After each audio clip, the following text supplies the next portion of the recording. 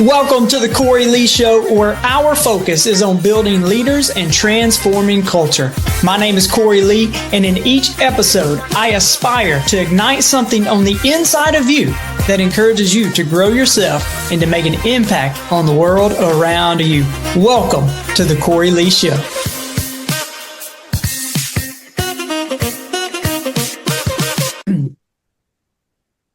Well, welcome back to the Cory Lee Show. Hey guys, got another great episode today.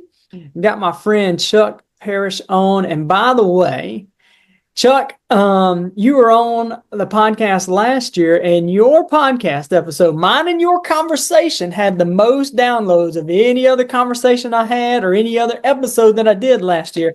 So the bar is pretty high. The expectations, Chuck, are super high. Now, I know this is going to be a good conversation. Chuck's got a ton of wisdom.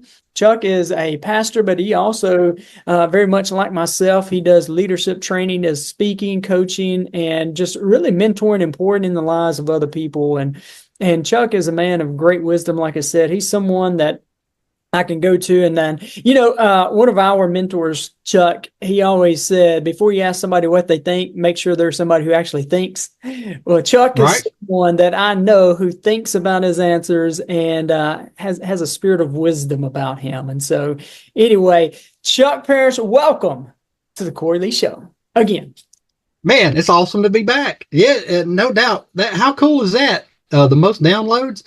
What that tells me, man, you have some you have some very, very intelligent listeners, and man, your audience, they're the pick of the litter and cream of the crop and top of the heap, and there's some very wise people. Look, really, and on the other side of the sound waves, yeah, right, yeah. No, what that tells me is you have a lot of folks that enjoy cornbread, because my disclaimer is when you hear me talking, you smell cornbread cooking. It's just that country. I grew up with a dad and with folks that surrounded me with life lessons that you could apply. And that's been my foundation in scripture and just in life and living it with practical things. And it's not just what my dad always taught me, but it was the life he lived in front of me. Mm-hmm. I learned more lessons by watching him live life than just the things he would tell me. So, I enjoy being with you. Looking forward to it. That's good. I love that. And that's why we kind of talk about, leadership or anything that you teach. There's taught and then there's caught. The taught part, that's just the information. Anybody can teach information.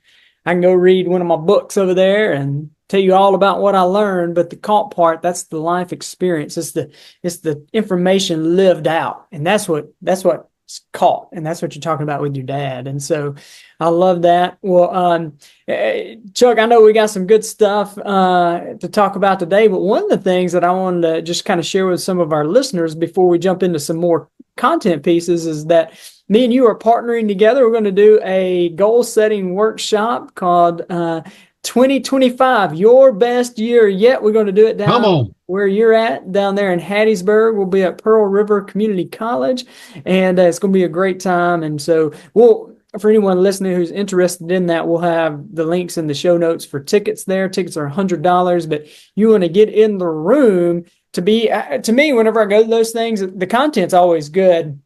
But it's the networking and the connections that I make with other like-minded leaders. And so we want to make sure to facilitate that and have some good content. So looking forward to that. But Chuck, kind of take us what's going on in your world today. The last time you were on, you kind of shared with us a bit about your journey.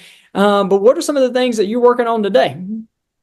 Well, one thing, I'm glad you mentioned the workshop, because here's what you need to know. Folks, a person with a theory just has a theory.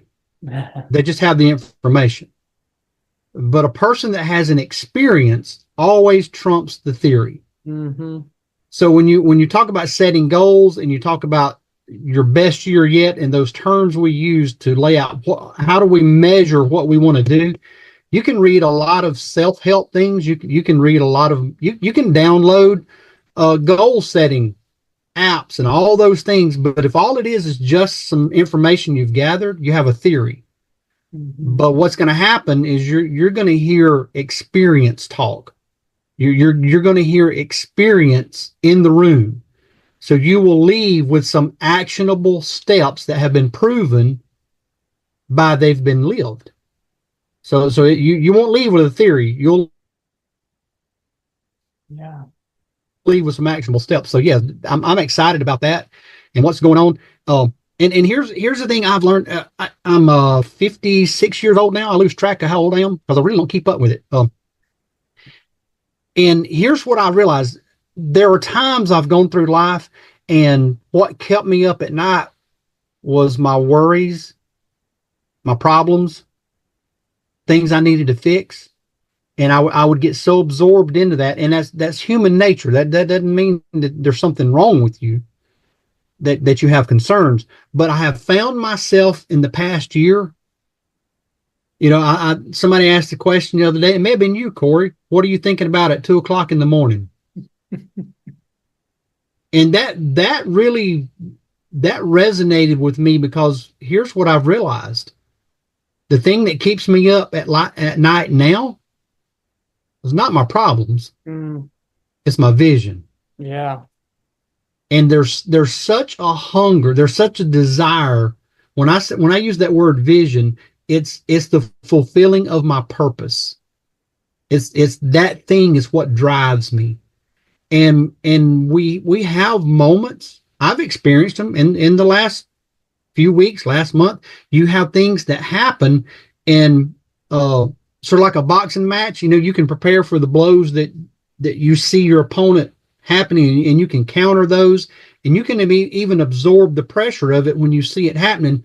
But it's that blow you don't see coming. It's the one you didn't see it, and it's called being blindsided. And so when you get those, and it rattles the cobwebs loose, and it does all those things. And if you're not careful, you'll slip into that old habit. Yeah. And I that's when I realized that you have to notice who's in your corner. Turn around, look, like, who's there? Do you have a good cut man? Do you have a trainer, a coach that's speaking life to you? Do you have someone that's going to pop the stool down there for you and let you rest your legs? Who is in your corner? Or is there someone standing there and they're holding that ball ready to throw it in for you? Like you just need to give up. You're like, why are you even trying this? And here's what I realized: when you have the dream and the vision, you can get overexcited to share it. Yeah. Because you're living in that. And we pull that, you like this, for those of you, the listeners that have a faith background. I'm a person of faith, so that's my foundation. That's where I speak from. So, but you see that in the life of Joseph. He had a dream of how God was going to use him, and he immediately shared it. Maybe there was some arrogance. Maybe there were some things in his life, immaturity, not a lot of wisdom in how to do it. But he threw it out there, and no one accepted it. And the thing of it is, those closest to him did not accept it. And there's where discouragement can hit us, because we can have a vision, and we can have I want to do this with my business. I want to change careers. I want to do this with my relationships. I want to do this. I want to work in this ministry at church, and that burns with you, and you throw it out there, and those closest to you will be your greatest opponents. Yeah. And you'll get so discouraged in it. And what we have to realize that once the promise is given to you, once the vision is placed, because here's the thing, what's placed inside of you, nobody else can do.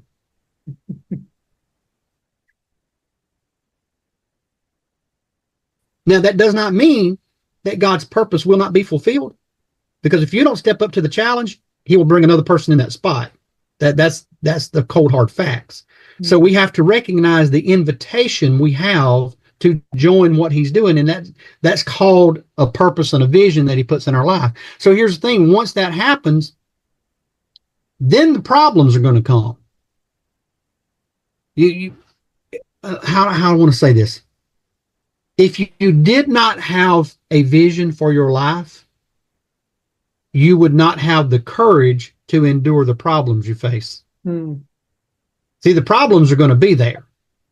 And without purpose to them, you lose your endurance. But if you know there's a purpose and you know there's a vision for your life, when the hard things hit, you know to push through it because what's on the other side of it. So here's the thing. When those things begin to happen, the ones closest to Joseph, said, no, you're not up for this task. We're going to make sure of it. See what happens, those closest to you judge you by what they know about you. Mm-hmm. See, those closest to you, they know your failures. They know your habits. They know your hang-ups. They know your ego. They know your struggles. They know your attitude. And when your vision is greater than those things, they judge you based on what they know about you, not what God knows about you. So then it begins to be a conflict. How do I find encouragement in this? How do I grow? How do I tell someone I want to start a business? How do I tell those close to me? Because they're going to like, man, you barely made it out of high school. You're a good second man. You would do good. You need to get your job and you'd make a good manager for somebody. But this is just burning in you like I need to do this because they're basing what they know about you, and they feed that in. They feed that into you. And here's the thing. Here's what I've discovered. A lot of times, those people that come against your vision, the root of that attack is because they have no vision for themselves. Yeah. What I don't see in me, I won't see in you. Yeah. If I have no reason to get up and go tomorrow, why do I want Cory Lee to get up and go? we just need to figure out a way we can just stay comfortable today. Mm-hmm. If I can just remain comfortable, when you hear folks say things like, I just got all I need.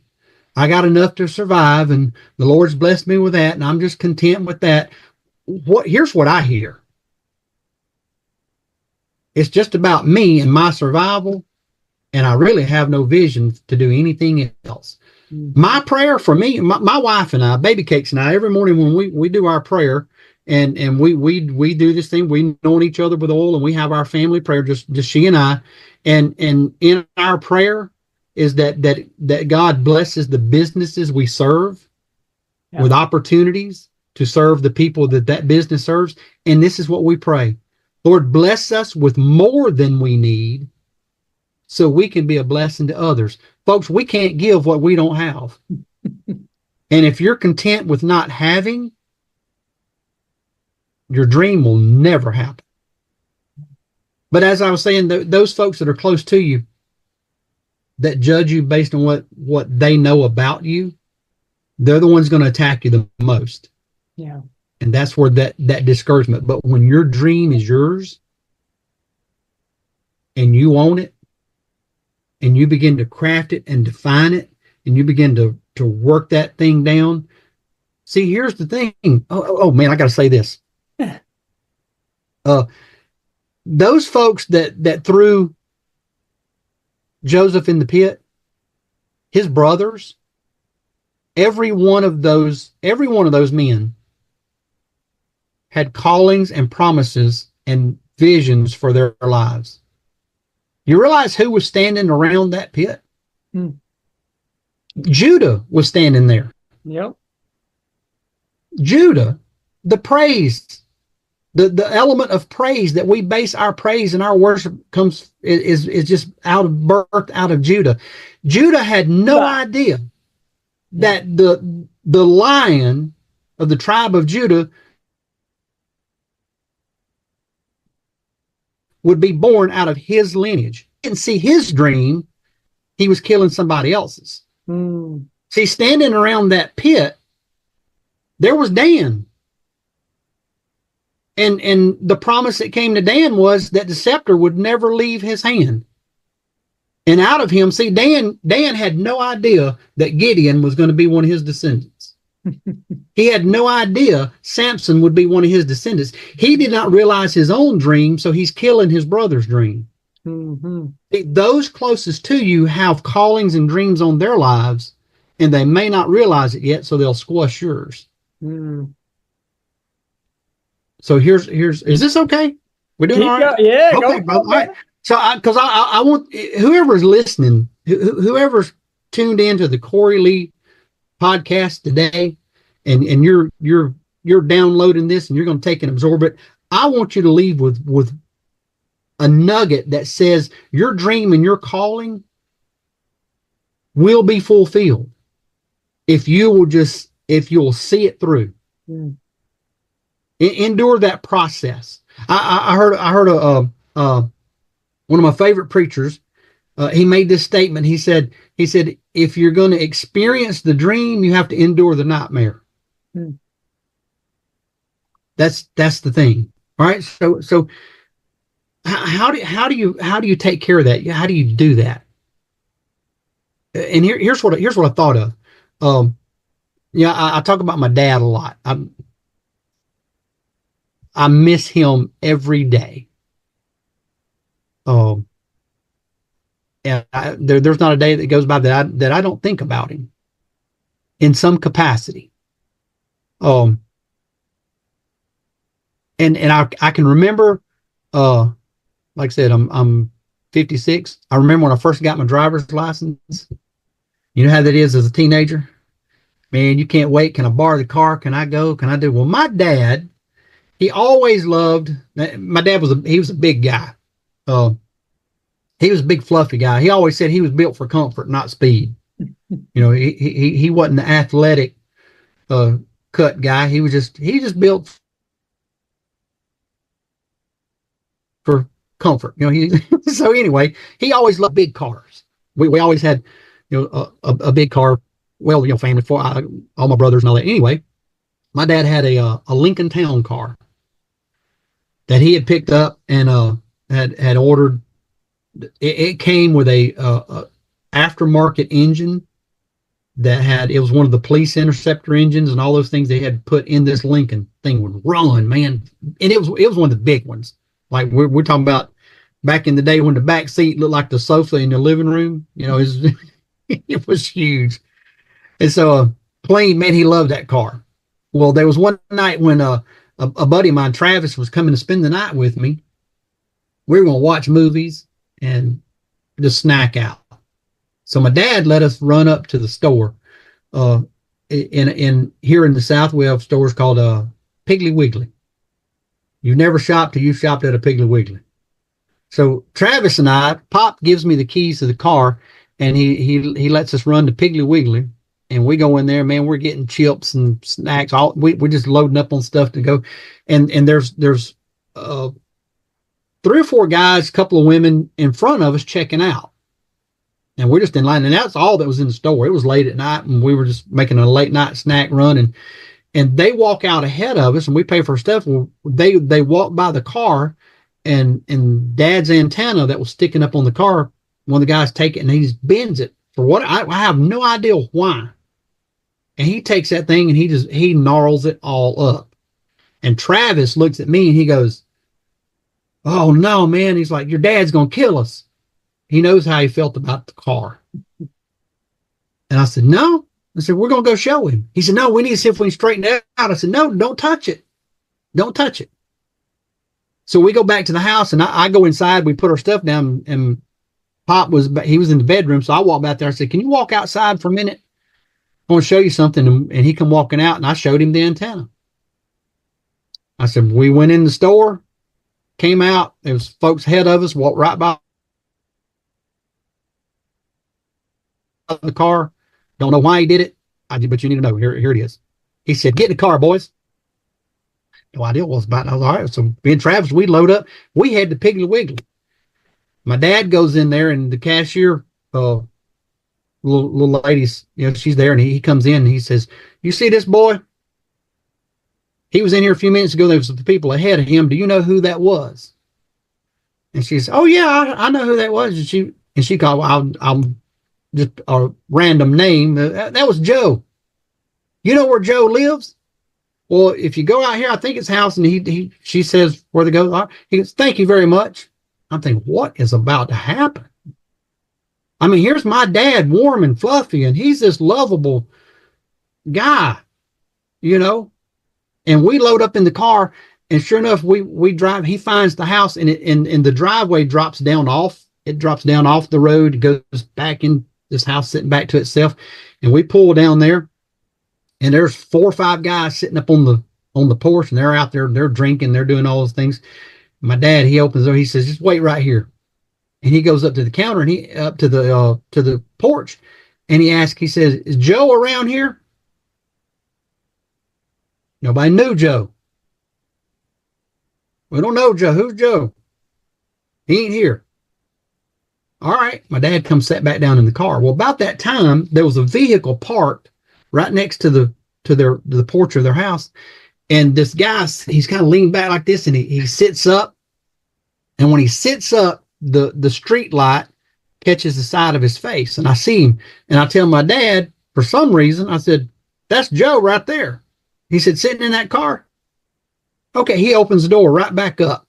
He walks over to that car, and about that time, 3 or 4 of those guys stand up on the porch. And I'm thinking, oh no, my dad, he's fixing to get beat down, killed. I don't know what. Travis, like, what are we going to do? Mm-hmm.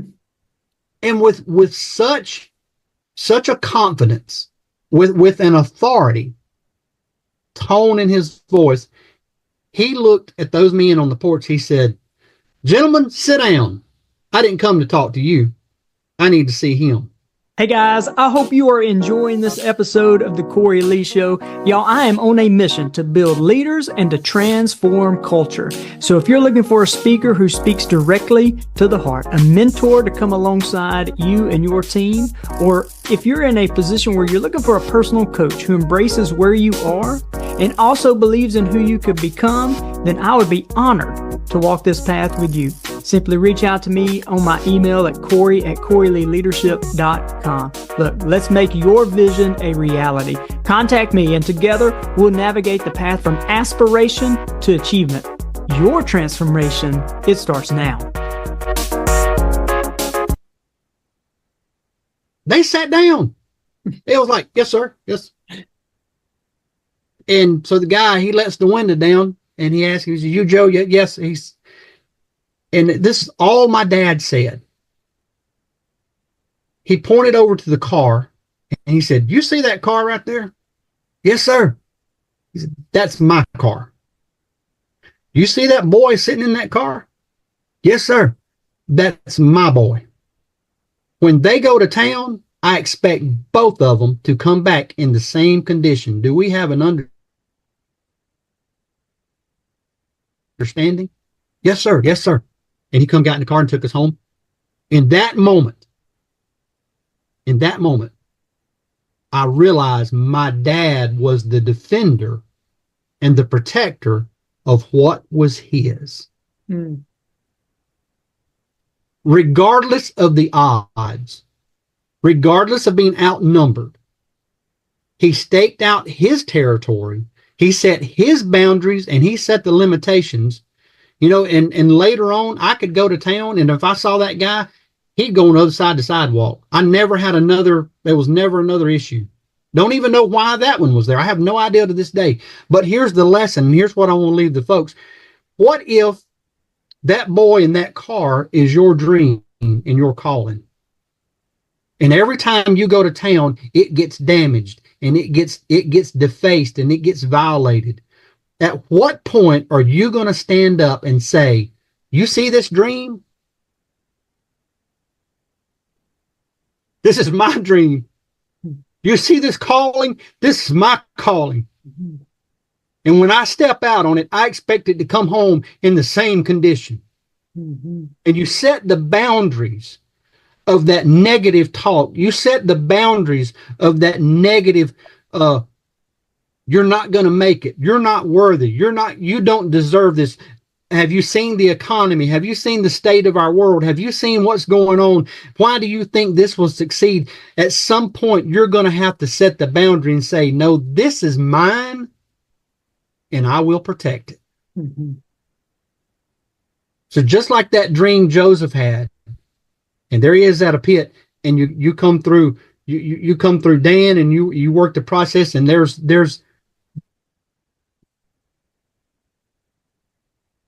Gideon standing, and he's you talking about dysfunctional.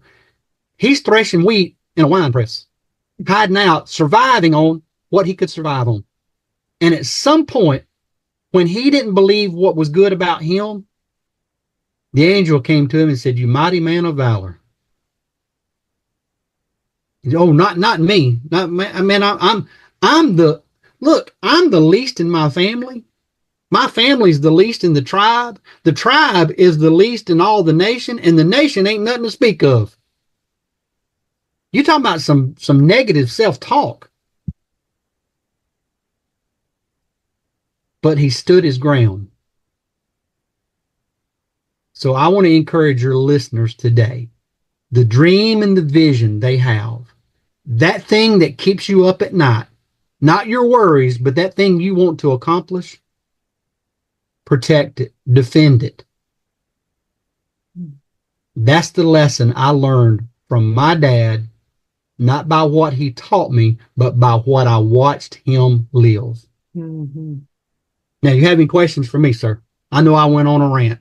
Yeah, no, that was good, Chuck. Something I was thinking about. I recently read David and Goliath account, right, in First Samuel 17. Something interesting stood out to me this time. You know, David, he goes up to the camp to see the battle, and when he gets there, he hears all the giant talking, right, and all the people running around afraid. But he hears the people say, "Hey, what is the man who goes and takes out this giant, he's going to get to be wealthy. He gets to marry the king's daughter. So he's going to be royalty, and he ain't never got to pay taxes again." And David's like, "Say what? Come again?"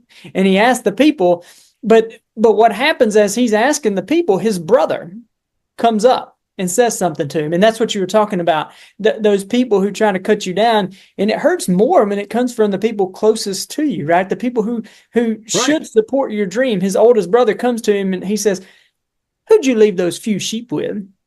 I know your insolence of heart. I know your pride and your arrogant," right? But then check out David's response. This is why I bring this up, because it goes into what you're saying. David says, "Isn't there a cause? Isn't there a cause," right? And like that dream inside of you, and you're talking about that passion inside of you, isn't there a cause? It is there for a purpose and a reason. I've heard you say something, maybe you can say it better than what I was going to say, is like God saw a problem and he created you. Yeah, what you mean by that, Chuck? Well, here's the thing. Here's what we have to realize. The problem always exists before the answer comes. Now, religion, church, has always taught me that the answer is there before the problem. They'll say, and I understand that theologically, that God is the answer to our problems. I get that. But we actually, that has been flipped. Is that the problem always exists before the answer. And here's what I mean by that. There has never been there's never been an inventor that came up with a concept for something, and they get the patent for it, they draw the plans, they build a factory, they put together an assembly line, they hire a team, and they fire it up, and they begin to run production, and this thing goes through the whole process, and it spits out on the end of that production line, and they all gather around and they say, "Well, that thing looks good. I think that's the best one I've ever seen. What does it do?" And everybody goes, "We don't know, but we made a good one." Never happened. See, a manufacturer, an inventor, a creator, a creative mind sees a problem, and they say, "You know what? I think I can come up with something to fix that." I think I can. If I can tweak this right, we can make something answer that, and he creates something and produces it, and it becomes the answer to a problem. So what that tells us, we have a creator that has designed every one of us, and he designed us for a specific problem that has already been on this planet. And when we do not know what we are designed for, we get frustrated and we fill that void with other things. Mm-hmm. But once you know your purpose, you know what you're here to do, then your job, the what that you do simply becomes the vehicle that you use to fulfill your why. That's the power of that process. When look, and you're talking about when those closest to you discourage you because they know you the best. They know your failures. They, like I said at the beginning, they know you and they judge you based on what they know about you. Mm-hmm. All right. But what does the enemy know about you? What is the enemy saying? And when I use that word enemy, the enemy of your vision, the enemy of your calling, the enemy of your soul, or let's just cook that down to what is your competitors saying about you? What are they saying when you think you're defeated? Let's revisit Gideon. Now he goes through this process and he does all these things for his, and he still hits these discouraging moments by those people around him. And God tells him, he says, why don't you slip over into the camp and go listen to what they're doing? So him and another guy, they go into the camp of the enemy, and they nuzzle up, says they get to a tent, and they get sitting there. I see them with their backs against this tent, and they hear this conversation. And in this conversation, what they're saying about Gideon is that they've had this, this dream, this vision, this big cake rolling through the camp and wiping it out. And they're in there scared. They said, Gideon's going to come. He's going to come obliterate us. And Gideon looks at his guy. He goes, let's go. Let's go. See, what you have to understand, the enemy is more afraid of you than you realize. Mm-hmm. Those competitors that are trying to defang or those things in your business, what they're really saying is they know you're a person of purpose. You're a kingdom-minded entrepreneur. You're on a kingdom mission, and that can worry them. Mm-hmm. So sometimes you need to know what your enemy says about you more than you need to know what those closest to you are saying about you. Yeah. Yeah, I think that's good. And, something I talk about in our leadership training is it's not a good idea to compare ourselves to the competition. We don't want to compare, but we do want to be aware. Like when we begin to compare, what we do is respond and react. And that's kind of what you're talking about. You're talking about Gideon when he was maybe comparing or afraid of the competition or the enemy, it caused him to be inactive. Well, whenever he was aware, it caused us to respond or innovate and create, right? And so being aware of what the competition is doing, that's totally cool. But I think when we start to compare, we end up responding and reacting instead of innovating and creating. And that's some good stuff, Chucko. I like it. I like it, man. Well, I would love to hear from you. Like, when I hear that and people may be listening, is like, okay, well, yeah, that sounds good, Cory and Chuck. Purpose. Well, how do I discover my purpose? Like, what is that? And I mean, I know I feel like I'm here for a reason, but what is that reason? How do I discover that? Any thoughts on that? Oh yeah, there, and actually, I'm putting together a course. Come on discovering your purpose. Let's go. And a checklist and all those things that will be ready. That we can put some links on in there, and that will be ready. And there's actually a process that you work through. And a 10,000-foot view is what is the things that you cry about? Yeah. What are the things that make you happy? What are the things that drive you every day? Mm-hmm. What are the things you wish other people had in their lives? Mm-hmm. What do you see missing in their life?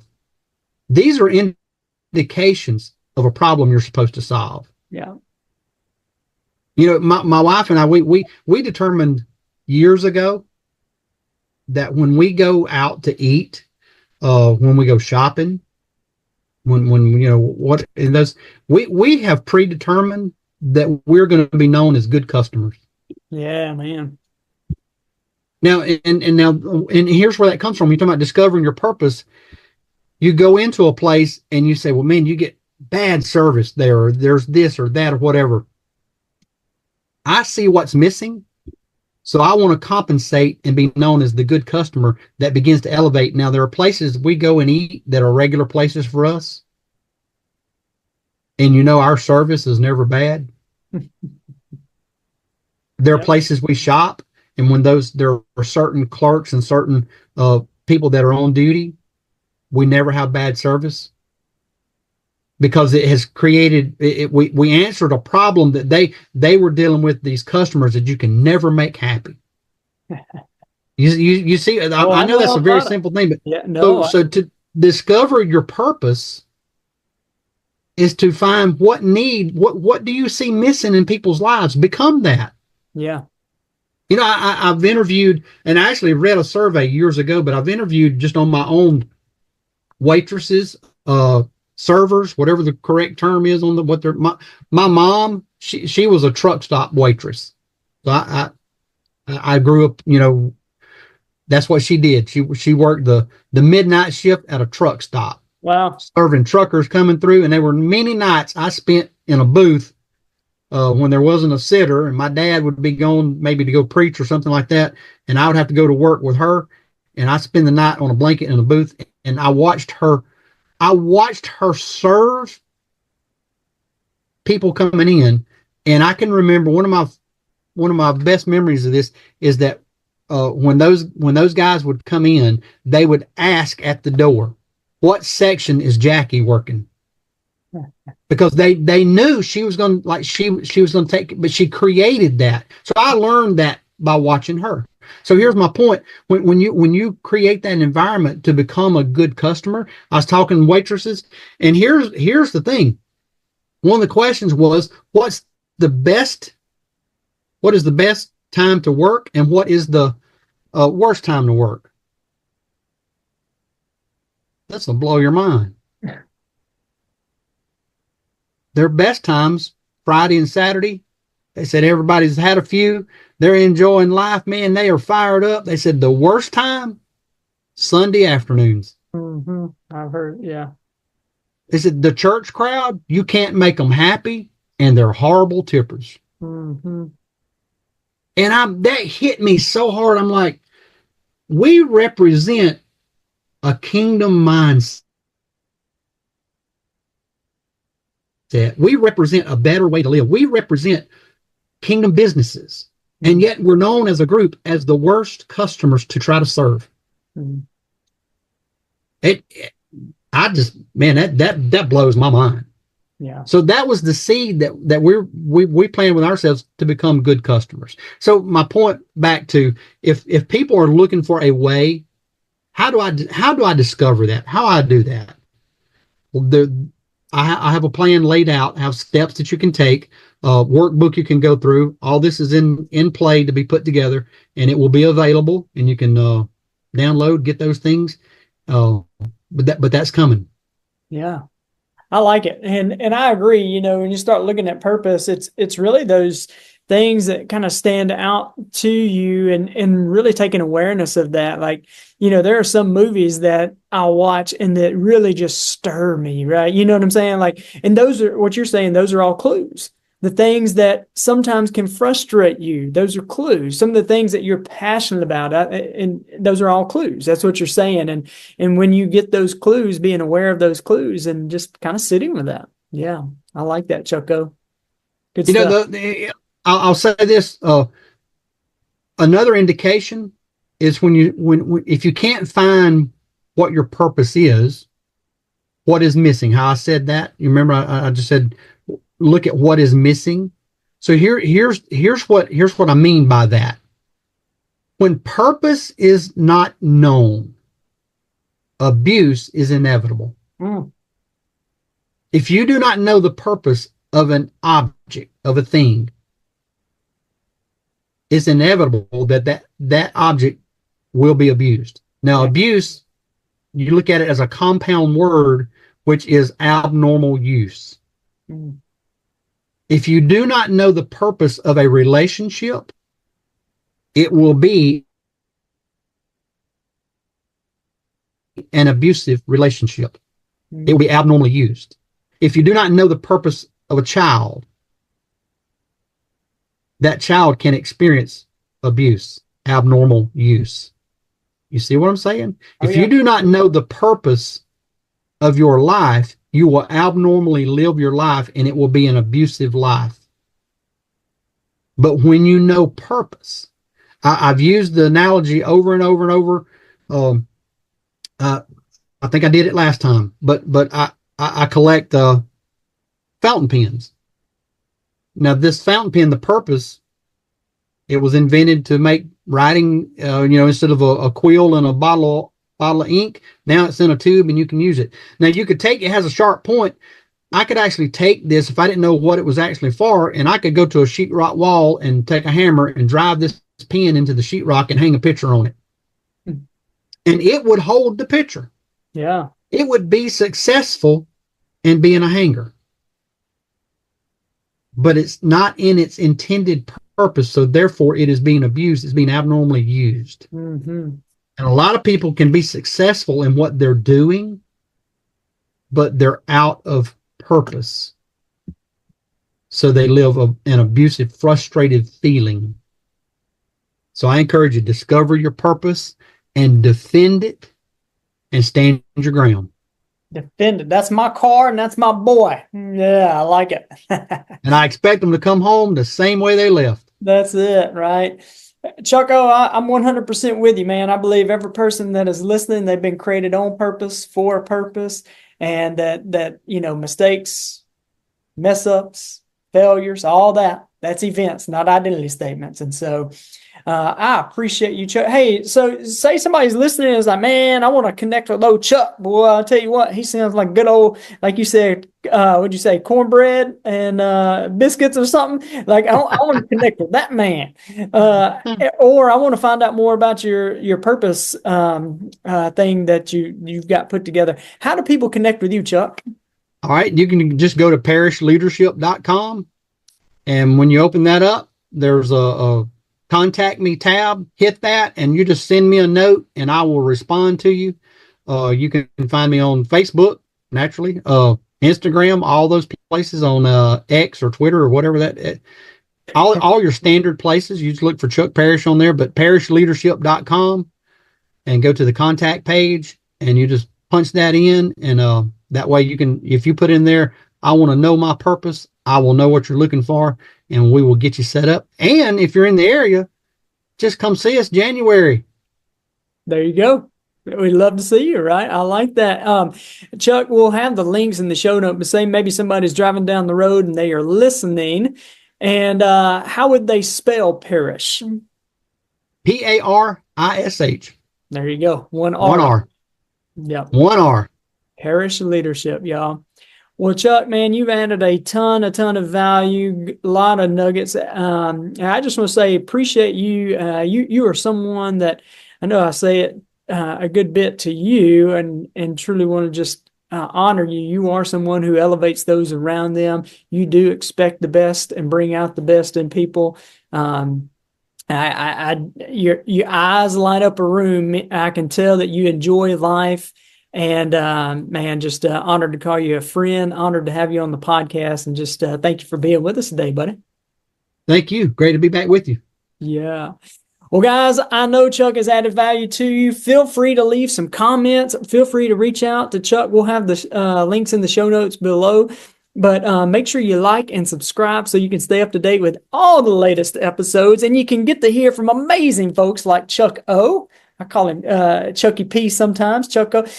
Chuck, my kids make fun of me because I get everybody a nickname. It's like, you know what? If I like you, you get a nickname, all right? And so anyway, make sure you like and subscribe so you can stay up to date with any of the latest episodes. And feel free to share it with a friend and family member. And so you guys have a great day, and God bless. 3, 2, 1. Okay. Thanks for joining me today. I hope I have added value to you. And if you have found value in this episode, let me know. Drop a comment and make sure you share with a friend or family member. See you next episode.